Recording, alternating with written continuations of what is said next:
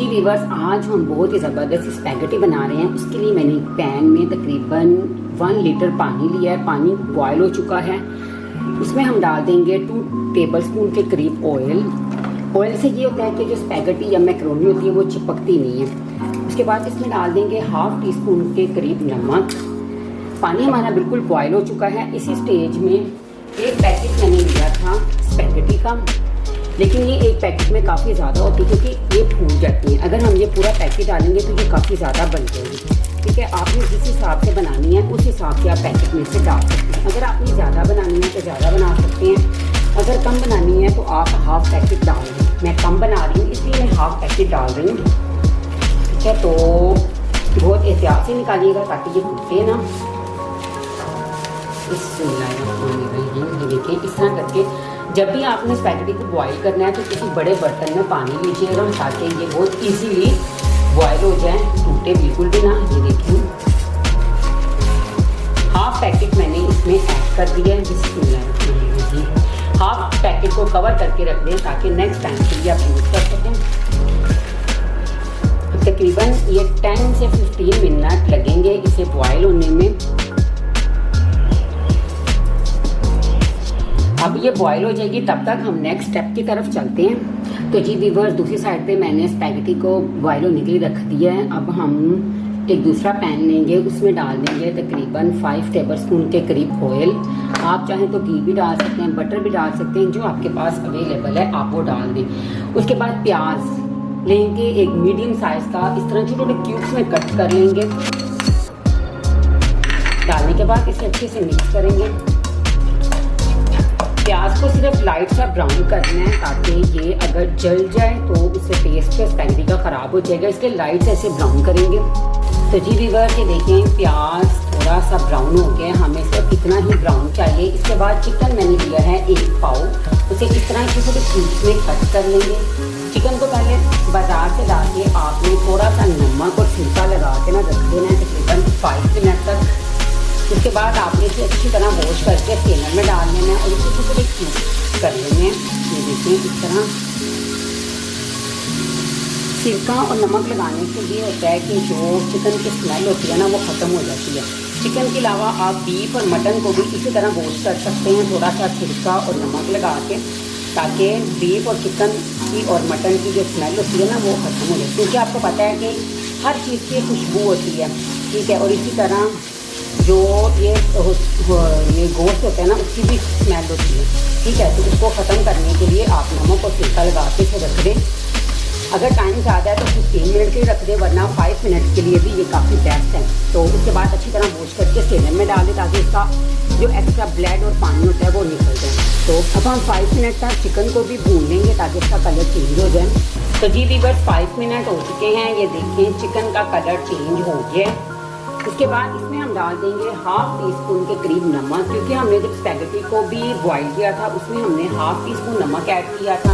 अगर ज़्यादा ऐड करेंगे तो ये नमक ज़्यादा हो जाएगा। अब टेस्ट करके इसमें फिर अगर कम हुआ तो डाल सकते हैं। नमक को अच्छी तरह मिक्स कर देंगे। उसके बाद लेंगे कुछ वेजिटेबल्स, उसमें चाइनीज़ गाजर मैंने ली थी 2 बड़े साइज़ की, वो इस तरह छोटे छोटे क्यूब्स में कट कर लेंगे। उसके बाद शिमला मिर्च लेंगे 1 बड़े साइज़ की, वो ऐड कर देंगे। बिस्मिल्लाहिर्रहमानिर्रहीम। आपको पता है कि जो गाजर है ना वो थोड़ी सी हार्ड होती है और कुक होने में थोड़ा सा टाइम लेती है, इसलिए हम तकरीबन इसे 10 मिनट तक कुक कर लेंगे। तो जी व्यूअर्स, तकरीबन 10 मिनट गुजर चुके हैं। जो गाजर है और शिमला मिर्च है वो 99% कुक हो गई है। इसी स्टेज में बंद गोभी लेंगे एक कटोरी भर के, इसमें वो ऐड कर देंगे।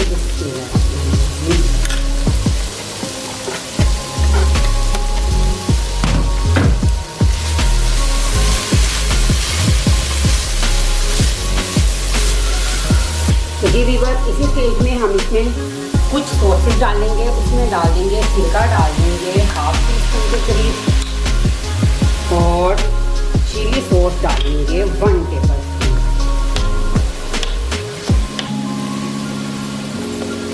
डालने के बाद अच्छे से करेंगे मिक्स। इसमें साथ इसमें हम डाल देंगे 1 टेबलस्पून के करीब ब्लैक पेपर यानी कि काली मिर्च का पाउडर। बिस्मिल्लाहिर्रहमानिर्रहीम। जैसे कि आपको पता है कि चाइनीज़ डिशेस में सोया सॉसेस के और ब्लैक पेपर के कुछ और ऐड नहीं किया जाता। अगर हम इसमें भी हल्दी पाउडर, सुरख मिर्च पाउडर ऐड करना शुरू कर देंगे तो ये चाइनीज़ तो बिल्कुल ही ना रहेंगे। इसलिए इसके अंदर सिर्फ ब्लैक या वाइट पेपर ऐड किया जाता है या सॉसेस ऐड किए जाते हैं। माशाल्लाह ये देखें ब्लैक पेपर डालने के बाद कितना प्यारा से इसका कलर आ गया।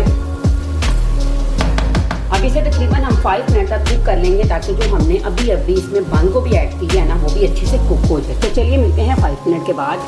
तो जी गाइस तकरीबन 10 मिनट हो चुके हैं। सारी वेजिटेबल्स और चिकन बहुत अच्छे से कुक हो गया। उसके बाद जो हमने स्पैगेटी को बॉईल किया था इसे बॉईल करके मैंने स्टीमर में डाल के रख दिया था और माशाल्लाह इतनी ज़बरदस्त सी ये स्पैगेटी बॉईल हो गई है।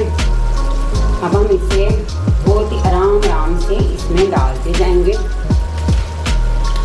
हाफ डाल के इसे अच्छे से मिक्स करेंगे ताकि ये वेजिटेबल्स के अंदर अच्छे से मिक्स हो जाए। बिस्मिल्लाह।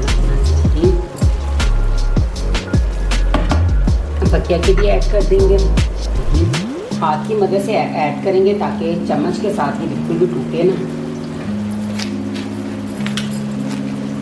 बिस्मिल्लाहिर्रहमानिर्रहीम।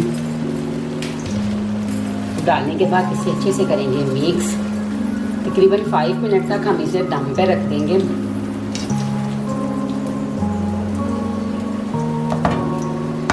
चलिए मिलते हैं 5 मिनट के बाद।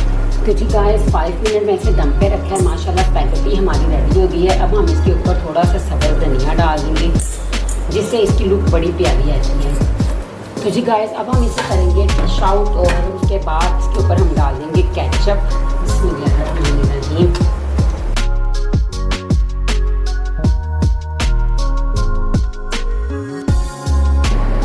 तो जी गाइस देखिए माशाल्लाह से स्पैगेटी हमारी रेडी हो चुकी है। बहुत ही टेस्टी बनती है। इसके ऊपर मैंने केचप डाल दिया।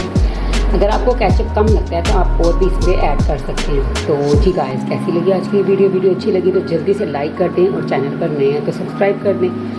और इसी तरह बहुत सारी ज़बरदस्त वीडियो देखने के लिए आप मेरे चैनल के साथ जुड़े रहिए। मैं आपसे फिर मिलूँगी इसी तरह बहुत ही ज़बरदस्त वीडियो के साथ। तब तक के लिए अपना और अपने घर वालों का खूब सारा ख्याल रखें। नई वीडियो के लिए मेरा इंतज़ार करें। Take care. अल्लाह हाफिज़।